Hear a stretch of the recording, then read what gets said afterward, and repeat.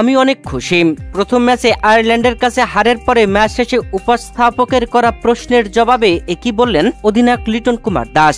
আপনারাই তো অনেকে বলেন আমি দলে থাকার যোগ্য নাম। দারুণ ব্যাটিং, 83 রানের অপরাজিত ইনিংস খেলে দলকে জেতাতে না পেরেও ম্যাচ শেষে সংবাদ সম্মেলনের সাংবাদিকদের প্রশ্নে একই বললেন তাওহিদ হৃদয়। প্রিয় দর্শক, শেষ হয়েছে বাংলাদেশ ও আয়ারল্যান্ডের মধ্যকার প্রথম টি-20 ম্যাচ, যেখানে মাঠে নেমে টসে জিতে আয়ারল্যান্ডকে ব্যাটিং এ আমন্ত্রণ করেছিল বাংলাদেশ দলের অধিনায়ক লিটন কুমার দাস। আর আগে ব্যাটিং এসে আয়ারল্যান্ড দারুণ ব্যাটিং করেছে। পুরো 20 ওভার খেলে মাত্র 4 উইকেট হারিয়ে হ্যারি ট্যাক্টরের 69 রানের অপরাজিত ইনিংসের সুবাদে তারা 181 রান সংগ্রহ করে বাংলাদেশকে টার্গেট ছুড়ে দেয় 182 রানের। আর সেই রানের টার্গেটে ব্যাটিং এ নেমে বাংলাদেশ শুরু থেকেই পরপর উইকেট হারিয়ে কঠিন চাপে পড়ে যায়। পাওয়ার প্লেতে হারিয়ে ফেলে বেশ কয়েকটি উইকেট। তবে বাংলাদেশের এমন দুরবস্থা ব্যাটিং থাকলেও ডাগ আউট ছিল হাস্যোজ্জ্বল। অধিনায়ক লিটন কুমার দাস হাসাহাসি করছিলেন খেলোয়াড়দের সাথে।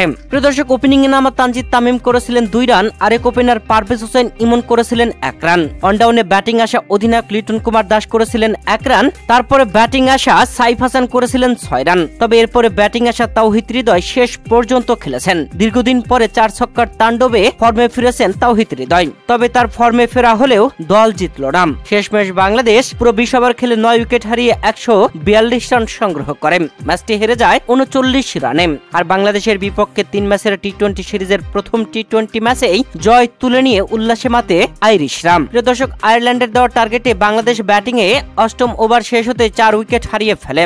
9তম ওভারে খেলা শুরু হবে আর সেই মুহূর্তেই ক্যামেরা যায় বাংলাদেশের ডাগ আউটের দিকে।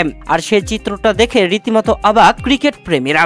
এ কেমন হাসি লিটন কুমার দাসের। দলের এমন ব্যাটিং বিপর্যয়, তবুও অধিনায়ক লিটন কুমার দাসের মুখে এমন হাসি সত্যি মেনে নেওয়া কঠিন। প্রিয় দর্শক, আয়ারল্যান্ডের বিপক্ষে প্রথম ম্যাচে হার, আর এমন ম্যাচে হারের পরে ম্যাচ উপস্থাপকের করা প্রশ্নের জবাবে বাংলাদেশ দলের অধিনায়ক লিটন কুমার দাস বলেন আমি অনেক খুশি যে হৃদয় ফর্মে ফিরেছে, কারণ আমাদের তাকে দরকার।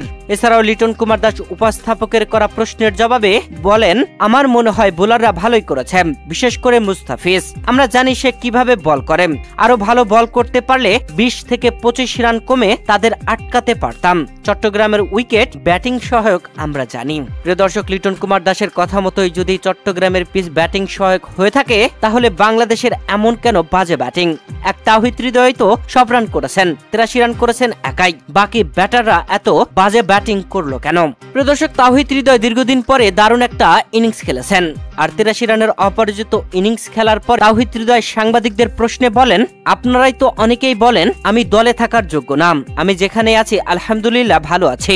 অন্য খেলোয়াড়রা আছে, ওরাও অনেক ভালো ছন্দে আছে। সবাই খুব ভালো অবস্থায় আছে, পারফর্মও করছে। তো এটা নিয়ে কোনো আফসোস নেই।